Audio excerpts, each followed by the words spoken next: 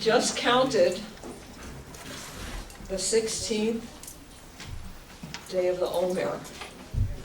16 is an important number for me and Fraida because we met when we were 16 years old.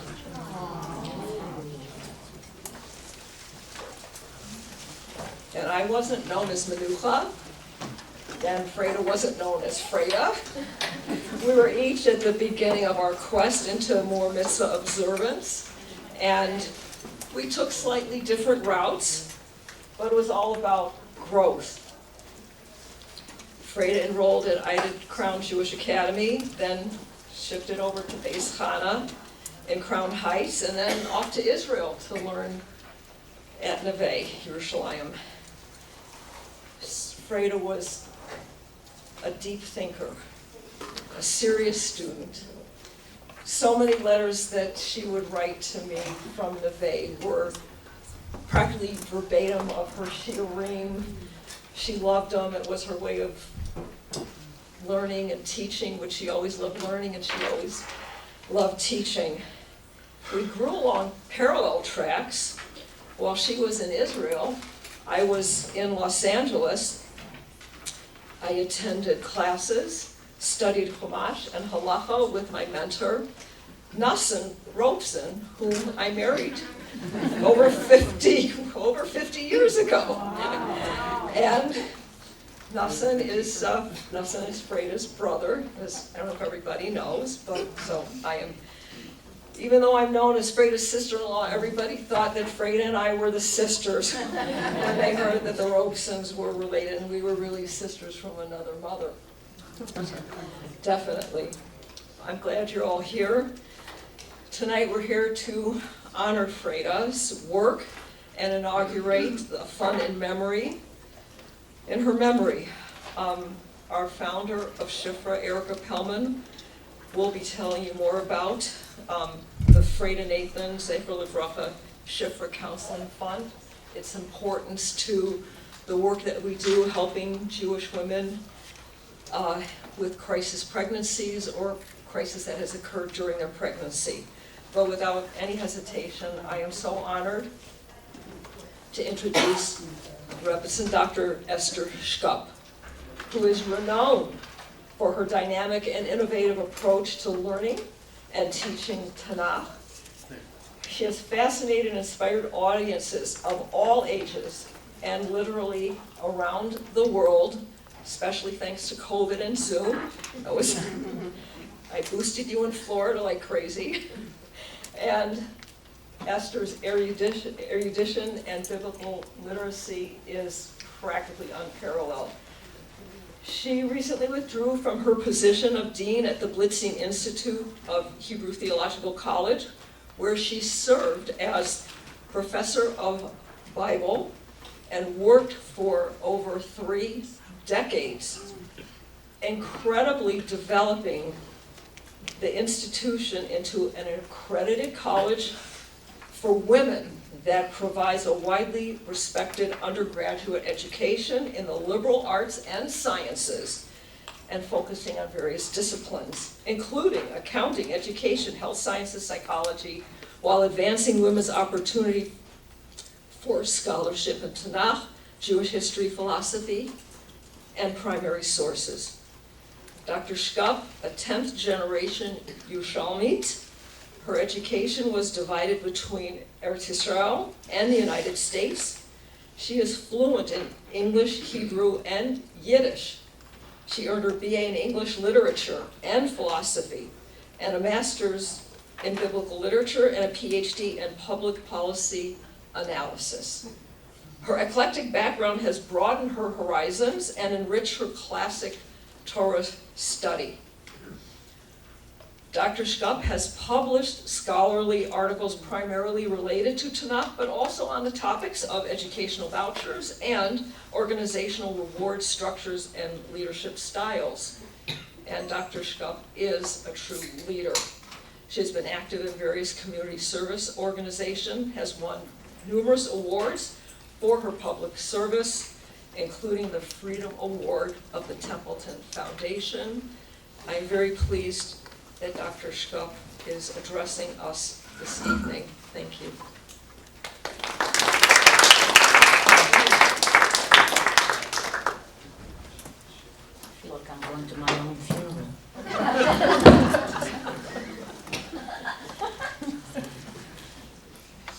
don't have notes. I'm not here to teach. I'm here to share with you a little bit of my memories of the woman I loved and admired, Fraida Nathan. My first serious encounters with Fraida were simply in the classroom. She came to me and said, I'm teaching at Chabad. We're not managing financially, and I'm not earning enough, but I think that that's what God wants me to do. But perhaps if I completed my degree, I'd be able to go on and do something equally important, which was going to go for a master's in social work. And so she was in my class and proved to be absolutely brilliant. And like many women that I think that should be in Jewish education, I was thrilled that she was not going to be bound by Jewish education, because there's precious little financial reward and very little recognition.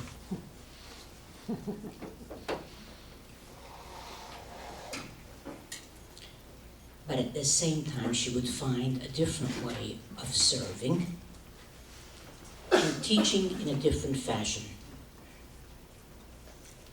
By listening, by helping people heal,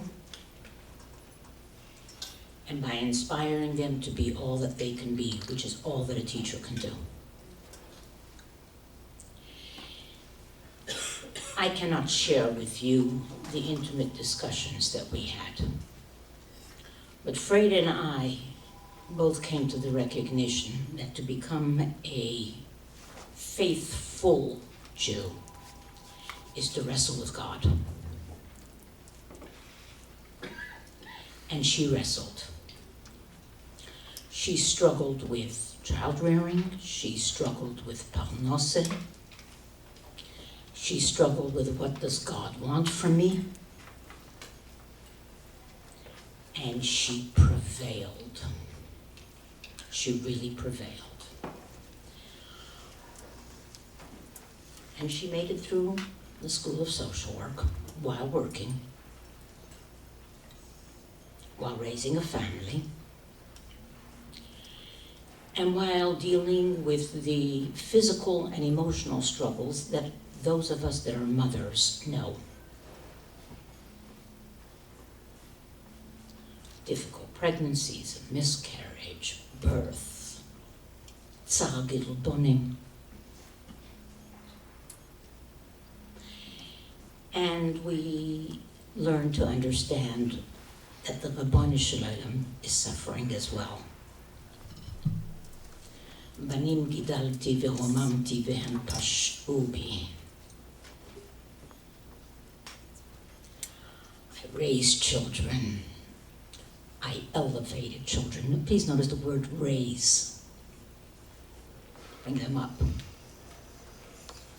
I don't mean just nurture them. I don't mean just feed them. Help them be who they can be. And sometimes they turn their backs on us. Mothers understand what God feels. We make them in our image, and we let them go. And we love them anyway.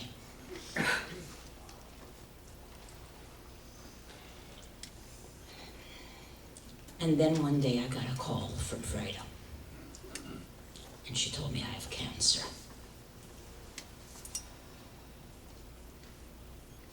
And we cried together. And we struggled together. And does life have meaning? And why? And wherefore? And what do I do with my time?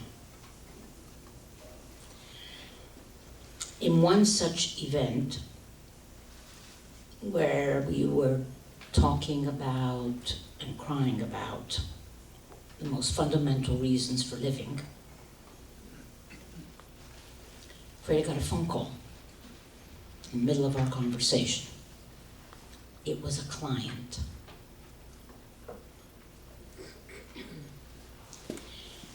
And it was like transformation. It was unbelievable. It was unbelievable. She says, "You'll excuse me," which meant get out of the way.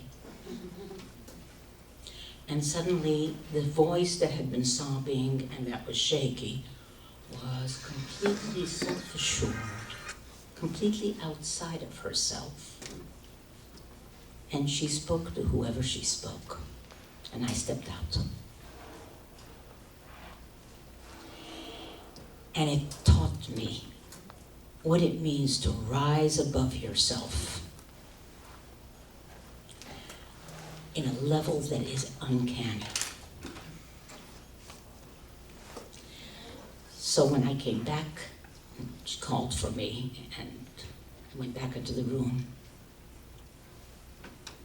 I said, "Now you know the answer. Lama li chaim. What do I need life for?" And I have life for giving.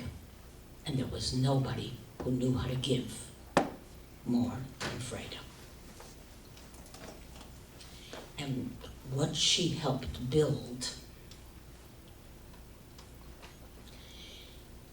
is perhaps her greatest legacy. That legacy is to help women rise above the struggles and the wrestles of Lama li chaim. You see, we're not commanded to have children. The men are. I'd like to see them try. There is no mitzvah p'uvu for women. There isn't.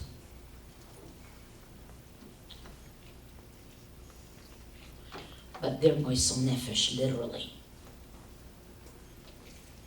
They're moisel nefesh, literally. And it is why Gedolim explained to us that midas harachamim, yud-kei, vav-kei, is a feminine noun. Did you know that? I'm not telling you that God is a woman, that's absurd. Nor is he a man. But the word rachamim, says Rabbi Shimshon Raphael Hirsch, comes from the word rechem, the womb. The womb nurtures, embraces, and enables life at the cost of the pain of the bearer of the womb.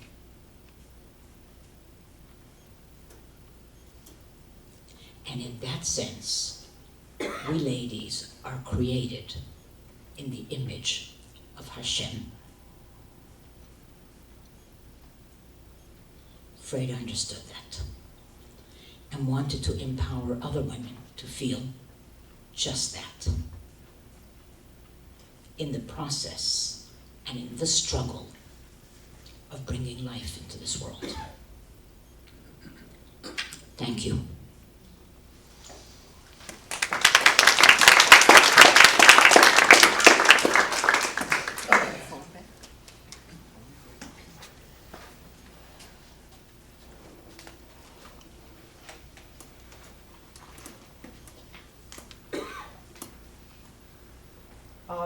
I now am proud to call my nephew, Fraida Nathan, up to the podium. Fraida is the fourth eldest of the children of Fraida and Yohanan.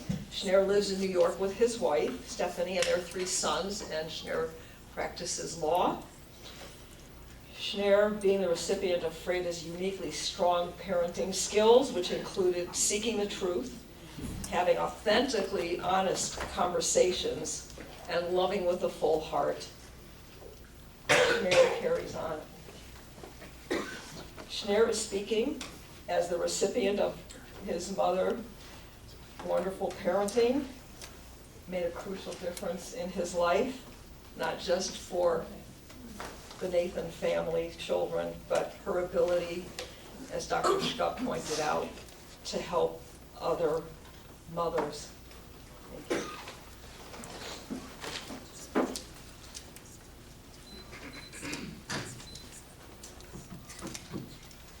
Good evening. Thank you, everybody, for coming here. It's so wonderful to see all of your faces here and your presence. And on behalf of my mother, Fraida Nathan and Sarlea, and on behalf of my family, we really appreciate everyone who's here. My mother talked about Rebbetzin Shkop constantly in our house. This was the first time I think that I had the pleasure of hearing one of Rebbetzin Shkop's lectures, and I should have tried to hear that sooner. So, thank you.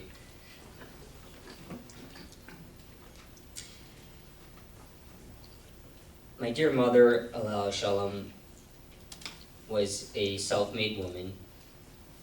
She had a difficult life, but was always willing to engage in the hard work that was needed to persevere. That's something that is, I think, more valuable today than ever. The skill of perseverance, teaching our children how to cope with difficult challenges and change and overcoming that change. Her parents were divorced when she was young.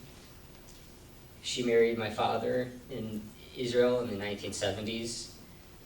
I remember her, my oldest brother Shimon is not here, but I remember her telling us every so often about what childbirth was like in Israel in the 70s. It got graphic sometimes, and let's just say that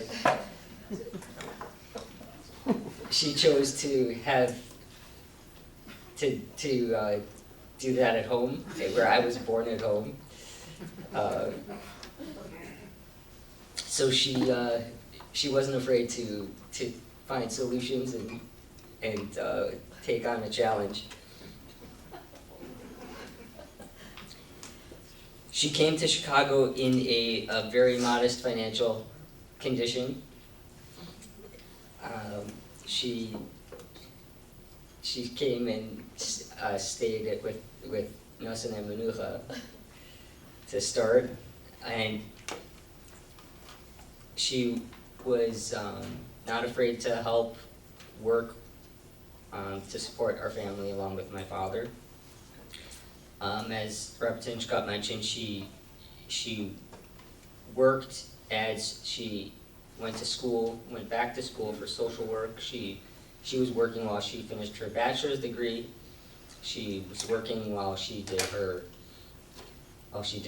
social work at Loyola, and it seemed to be never-ending. I don't know, I'm not someone who understands social work, but it seems like the training never ended.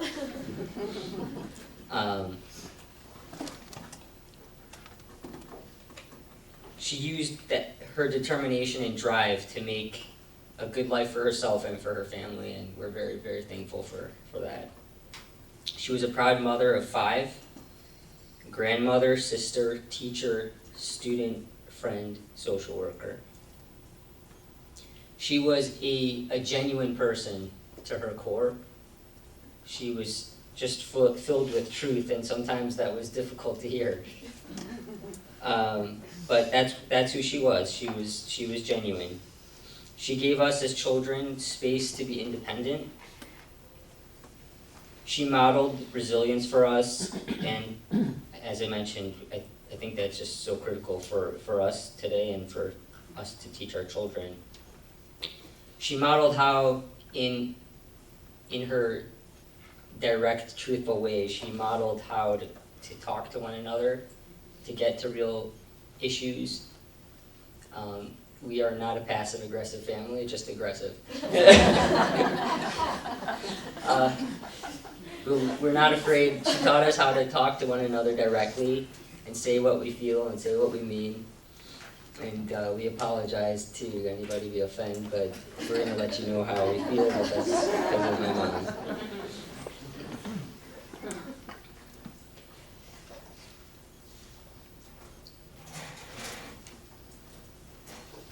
My mother genuinely cared for the women that she counseled at SHIFRA. She didn't pretend, as I said, and I'm sure they heard things that they didn't want to hear, and that's probably what made her an effective therapist, because they knew she was being honest with them. I moved to New York in 2012, and I'd often come back to Chicago for work. I'd come and talk to my mother, and I obviously talk to my mother all the time on the phone, and she'd email me questions, and because I'm a lawyer, and my mother she always loved to ask questions about people from anybody who she can learn from. And I happen to be the culprit with the legal field, and I'm sure she asked these types of questions about from anybody who had specialized knowledge or skill at anything. But for me, and from where I was sitting, she would constantly ask me questions about situations that her clients, these women at SHIFRA, were facing, and she would grapple with these issues, and she really struggled thinking about them. She'd stay up at night thinking about these really, really challenging, difficult situations that women were facing, whether it was an unplanned pregnancy with somebody who was abusing them, or just trying to get people out of these terrible situations, or just talking somebody through about, obviously an unplanned pregnancy can present challenges, and I'm not going to pretend like I know all those challenges, but my father, I'm sure, can tell you about many of them. She would always be asking me questions just to try to reach a little deeper, to try to help these women with another aspect of their problem, to reach and learn another way to help them.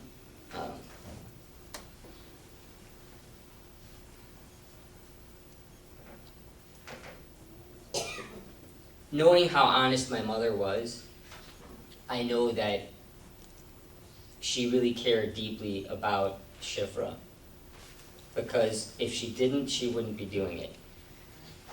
And she was doing it till the very end of her life, and that's because she believed in SHIFRA's mission. She believed what she was doing was important. I'm sure that she'd be slightly embarrassed here tonight by us talking about her. She was extremely humble. Humble and brazen at the same time. She's not scared to say something, but also she would definitely be embarrassed by all the praise that we were giving her here. But she deserved it. And I know our family is very proud that you're all here, and that this fund is being, I guess, initiated in her memory. And she would appreciate it. And on behalf of our family, I just wanted to say thank you so much to SHIFRA, to Erica, to your whole team, and to everyone here. Thank you very much for coming out here tonight in my mother's memory.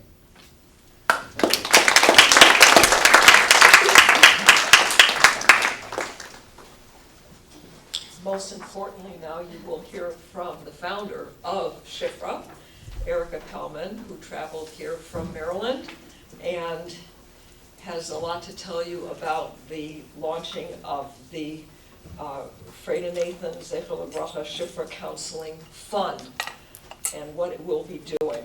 Erica may speak with a Yankee accent, but she grew up in Austin, Texas. And after completing her BA at the University of Pennsylvania, that's where you learn how to speak like a Yankee? Okay, Erica worked for 7 years at the United States Department of, my best line I give to everybody, the Department of Labor. No pun intended. It's true.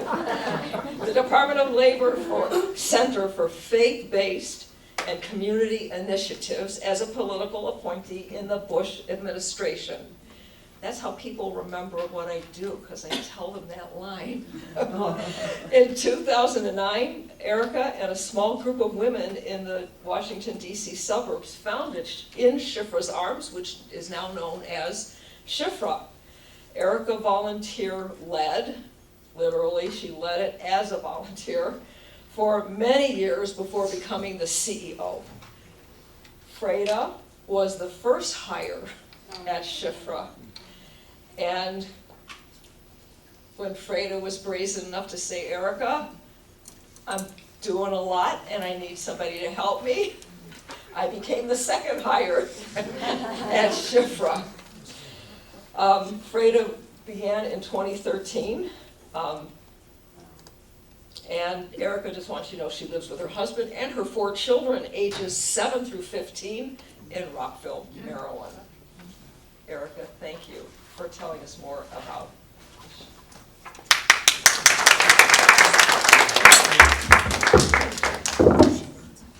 Okay, good. Tissues behind here. Thank you guys. Thank everybody for coming tonight. I'm really happy to be here. I've been crying all week getting ready for tonight, so hopefully I can just be here. And I think it was funny what Shnair said about that Fraida would be slightly embarrassed about hearing all her good qualities talks, but we get to do it. We're allowed. And I just want to say we had a bowling event last night for SHIFRA, totally unrelated to this, but I'm in town for both. And there, someone was there, sort of surprised, just somehow connected to our communications director, and then it turns out she knew Fraida, and Fraida inspired her to go to social work school. Oh. Just like right there, just like this room, we're recording this so that it can be on. We can have a recording of this event because there's a lot of people that Fraida affected that couldn't possibly fit in this room, and I'm just really happy. Fraida, I'm going to talk about her relationship with in SHIFRA's Arms and SHIFRA, but who she was.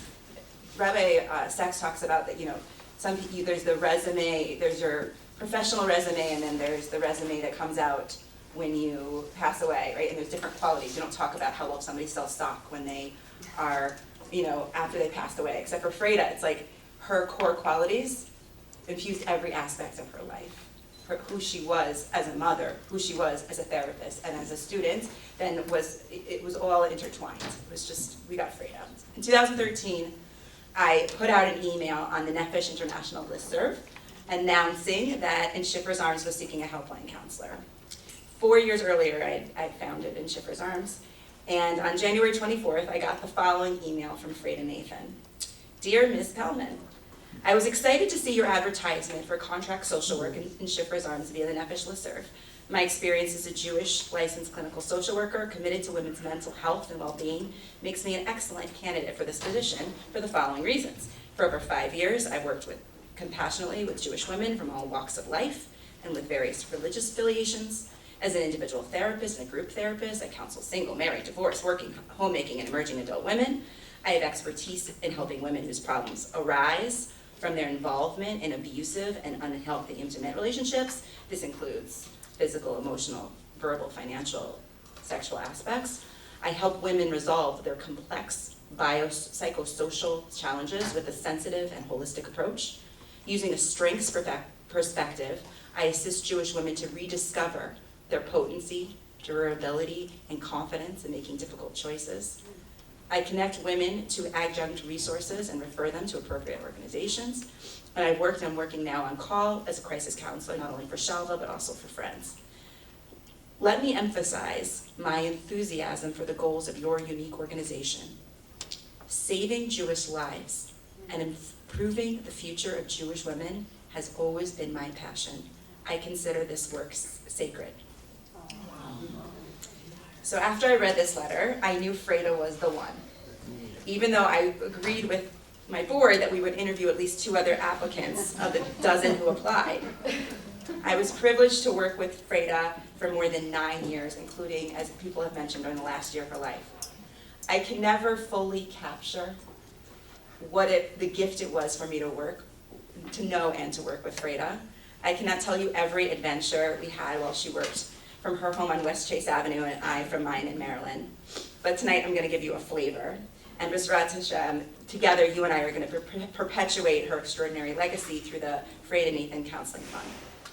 So the mission of In SHIFRA's Arms, now SHIFRA, is to nurture pregnant women through unplanned pregnancies and empower them to build a positive future for themselves and their children. For the first several years, we tried to work with volunteers trained by social workers, but it just didn't work. because it was clear we wanted to offer more than a volunteer could give, even one that was trained.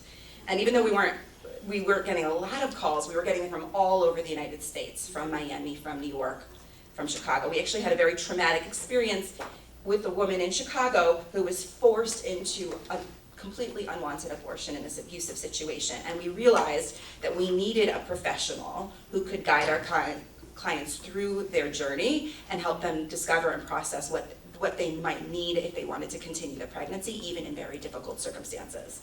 Our organization was never meant to be political. From the beginning, we brought together compassionate people that may have differing perspectives on abortion law, but who all believed that the Jewish community has a moral obligation to offer these services to people who don't want an abortion.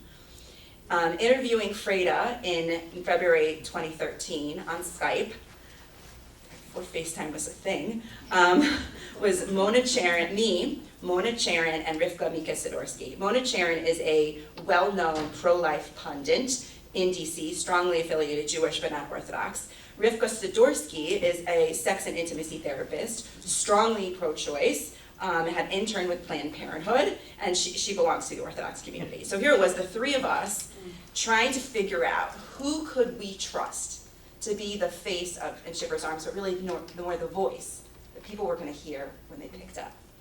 And I remember in the interview, Fraida sharing with her all her credentials, and we'd seen her wonderful resume and cover letter, and we just asked her, how would you approach someone who's in crisis, with these types of circumstances?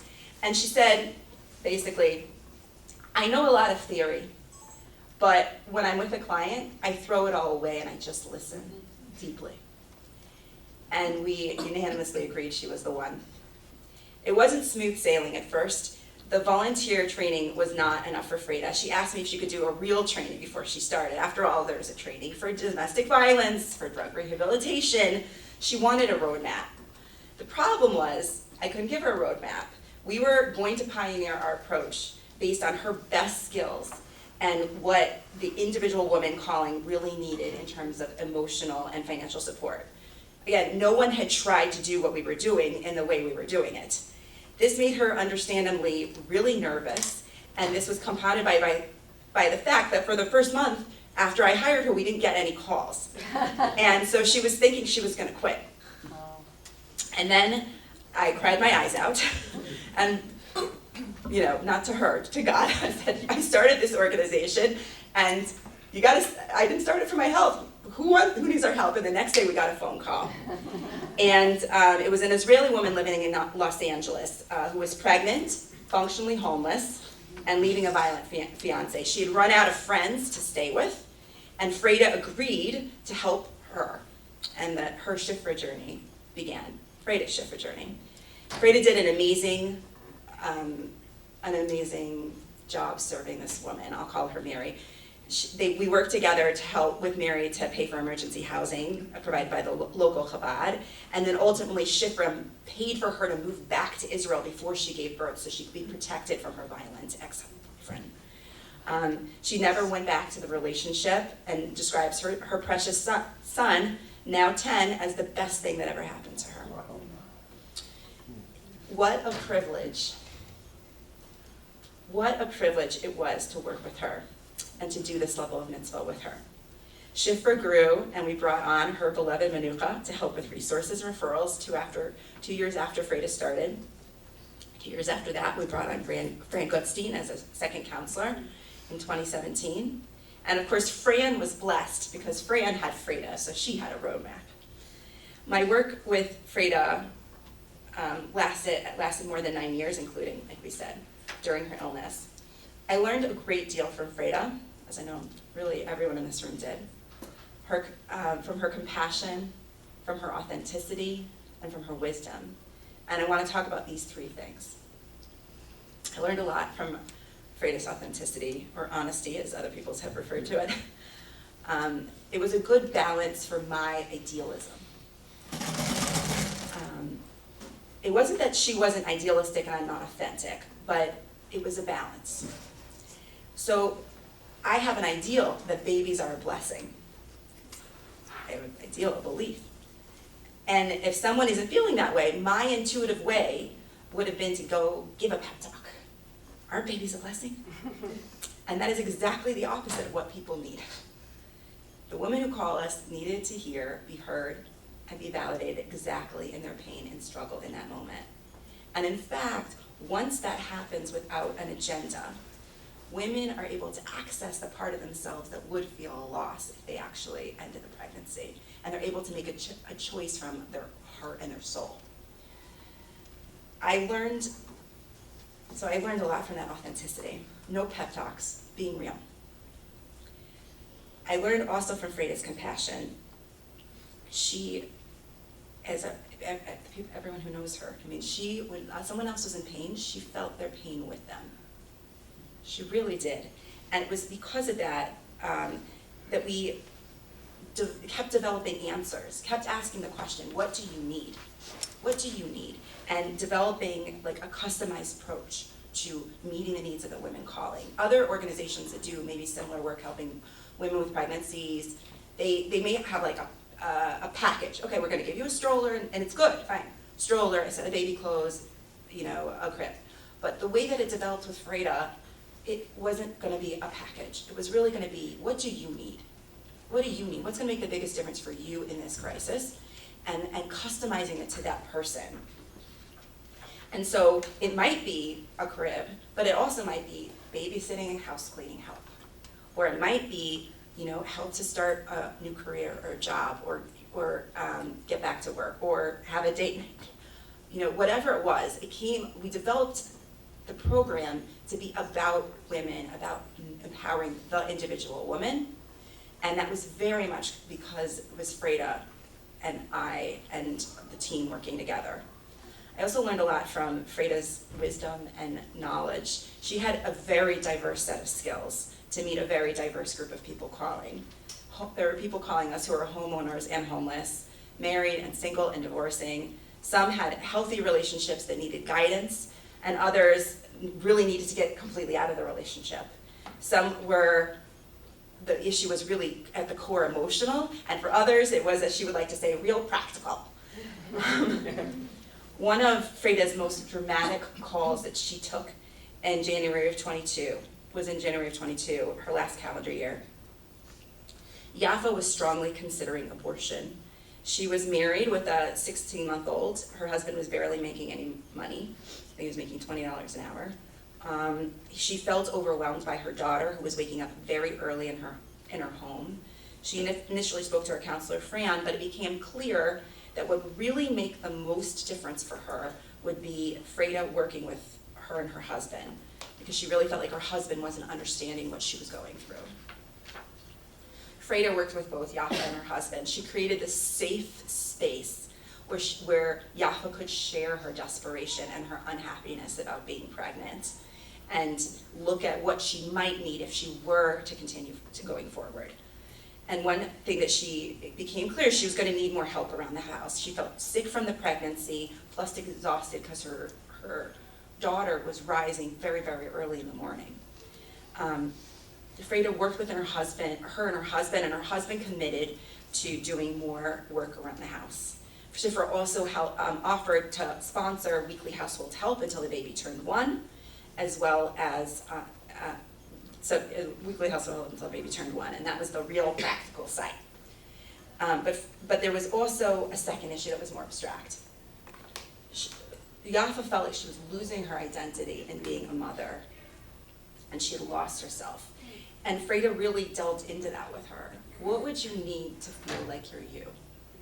What would you need to be connected with you? And the answer was actually simple. It was she thought, if I could just have 1 hour a week where I could go to an exercise class and not with my baby, and it would be like $60 a month. So SHIFRA said, we'll pay for that. We'll cover that. And again, it was that kind of dynamic of like Fraida asking us, saying like, what do you need?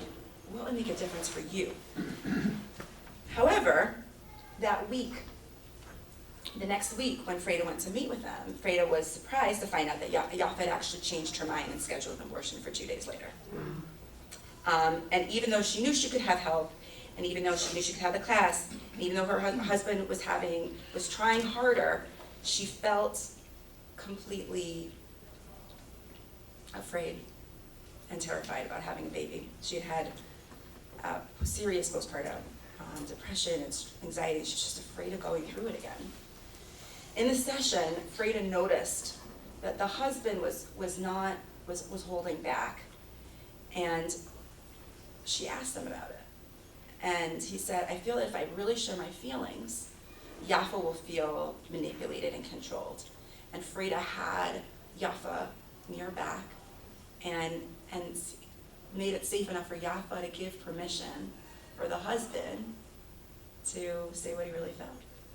And then the husband broke down crying and said, I see how much we love Leah, their daughter Leah, and enjoy her, and I'm pained to lose that. I'm scared of what we would lose. And Fraida had them mirror back and forth and facilitated them just listening to each other. At the end of the conversation, Yafa was still undecided, and she still had an abortion scheduled for the next day. An hour later, Yafa called back to let Fraida know she was keeping the baby, because she knew that her husband was going to support her, and she knew that in SHIFRA's arms was going to be there. And a picture of that baby is on your flyer.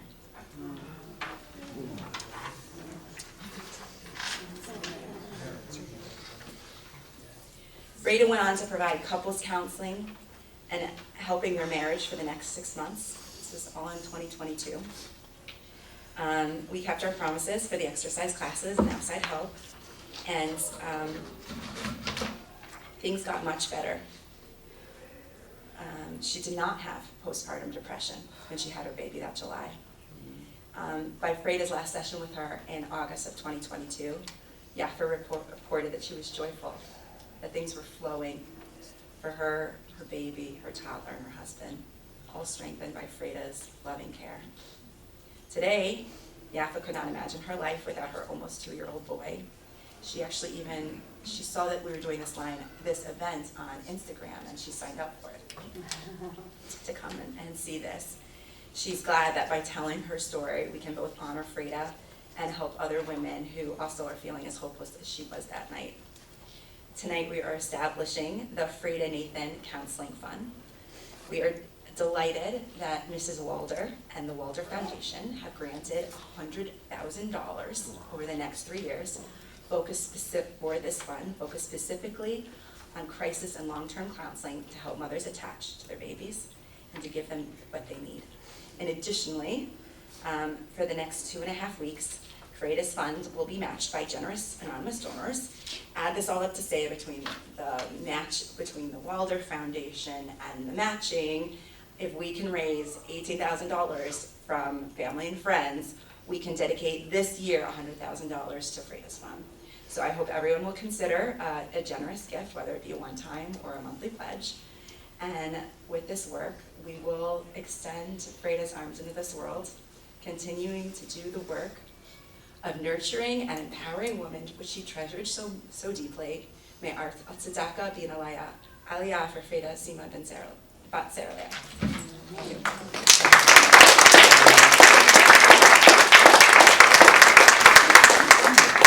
So you can see there's a link to the fund. I also have, you want to give a check or anything, we have envelopes, and we also have recorded this event, and if anybody would like to on camera say anything, we're going to keep this. We're going to make a beautiful recording of this event. We're going to have it on the website that's dedicated to Fraida's name. If anybody wants to record themselves talking about Fraida or anything, Larry generously will do little recordings. We're happy to do that, but thank you again all for coming. I really appreciate it.